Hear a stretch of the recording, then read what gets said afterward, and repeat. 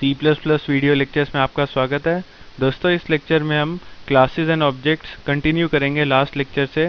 हमने last lecture में पढ़ा था कि हम क्लासेस के अंदर वेरिएबल्स और फंक्शंस दोनों बना सकते हैं, और हमने फंक्शन की जो कोडिंग थी वो हमने क्लासेस के अंदर ही करी थी।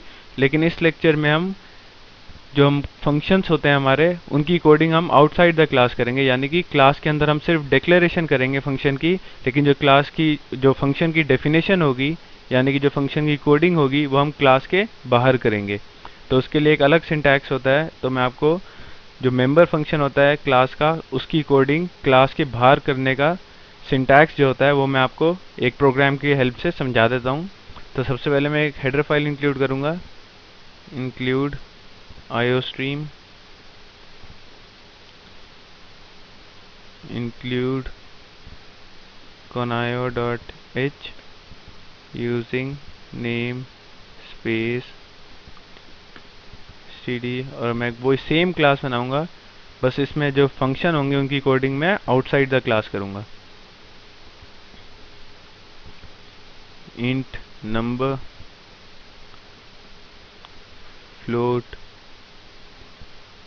cost, ये दो वेरिएबल प्राइवेट हैं क्योंकि मैंने इनके ऊपर पब्लिक नहीं लिखा, और बाय डिफ़ॉल्ट अगर हम कुछ नहीं लिखते तो ये प्राइवेट होते हैं। तो मैं अब दो फंक्शन बना देता हूँ पब्लिक के अंदर। मैं यहाँ पे सिर्फ फंक्शन की डिक्लेरेशन करूँगा, डेफिनेशन नहीं, सिर्फ नाम लिखूंगा फंक्शन का। बाकी जो कोडिंग होगी वो मैं क्लास के बाहर करूँगा। तो मैं दो फंक्शन की डिक्लेरेशन यहाँ कर देता हूँ, void get data int a float b। ये मैंने पहले फंक्शन की डिक्लेरेशन कर दी। अब मैं दूसरे फंक्शन की डिक्लेरेशन कर देता हूँ यहाँ, void put data void।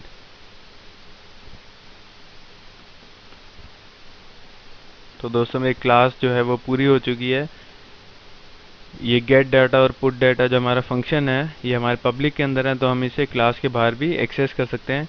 लेकिन हमने इसकी कोडिंग नहीं लिखी गेट डाटा और पुट डाटा की, क्योंकि हम इस बार इस प्रोग्राम में इन दोनों फंक्शन की कोडिंग जो है वो क्लास के बाहर करेंगे। तो उसका सिंटैक्स होता है void, जो कि रिटर्न टाइप है। void हमें पता है इसका रिटर्न टाइप void है, तो हमें यहाँ void लिखना होगा।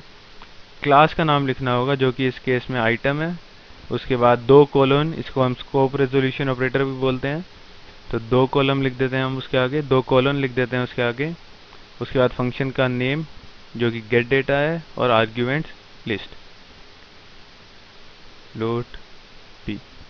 तो हम रिटर्न टाइप लिखते हैं, जो भी फंक्शन का रिटर्न टाइप होता है। इस केस में void है तो हमने void लिख दिया।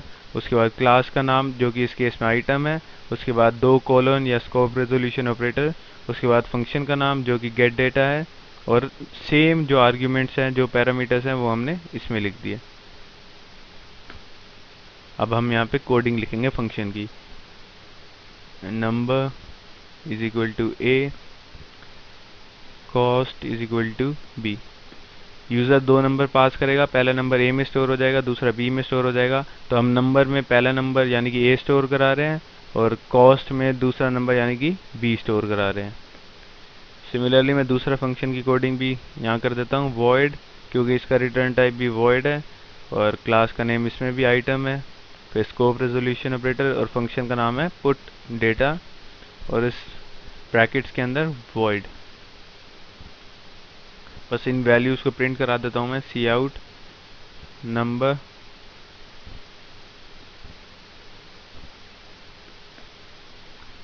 cout cost. तो मैंने दो फंक्शन जो थे क्लास के अंदर, जो हमारे दो फंक्शन थे, उनकी मैंने डेफिनेशन क्लास के बाहर कर दी है।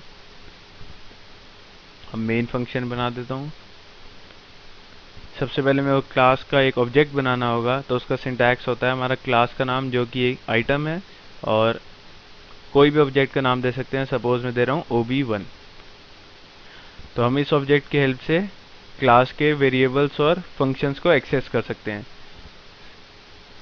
क्योंकि गेट डेटा और पुट डेटा पब्लिक फंक्शंस है हमारे, तो हम इसे क्लास के बाहर एक्सेस कर सकते हैं। तो मैं इस ऑब्जेक्ट की हेल्प से इन फंक्शंस को एक्सेस करता हूँ, गेट डेटा, और इसके अंदर मैं वैल्यूज़ डाल देता हूँ, से 100 एंड 200.36। तो ये हमारी वैल्यूज़ जो पास होंगी यहाँ पे पास होंगी तो ए हमारा 100 हो जाएगा और बी हमारा 200.36 हो जाएगा। Number is equal to A यानी कि नंबर 100 हो जाएगा। Cost is equal to B यानी कि कॉस्ट हमारी 200.36 हो जाएगी। सिमिलरली मैं दूसरा ऑब्जेक्ट को एक्सेस कर लेता हूँ, दूसरा फंक्शन जो कि है पुट डेटा, उसको एक्सेस कर लेता हूँ। सेम प्रोसीजर है, ob1 डॉट पुट डेटा। तो ये फंक्शन क्या करेगा, ये हमारा नंबर और कॉस्ट की वैल्यू जो कि 100 और 200.36 है उन्हें प्रिंट करेगा गेट ch, ताकि आउटपुट विंडो क्लोज ना हो। तो मैं जैसे ही इस प्रोग्राम को रन करूँगा तो हमारा 100 और 200.36 प्रिंट हो जाएगा। तो कंपाइल कर देता हूँ मैं प्रोग्राम पहले एक बार, 0 एरर्स, रन कर देता हूँ।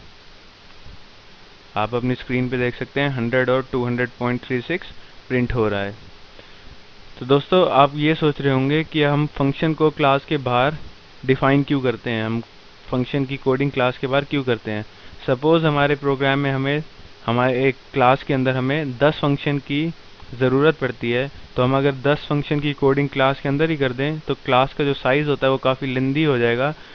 तो इस चीज़ को हम अवॉइड करने के लिए हम सिर्फ डिक्लेरेशन कर देते हैं फंक्शन की क्लासेस के अंदर, बस एक लाइन की डिक्लेरेशन होती है वो कर देते हैं, लेकिन जो कोडिंग होती है वो हम क्लास के बाहर कर देते हैं। सो दोस्तों मैं उम्मीद करता हूँ आपको ये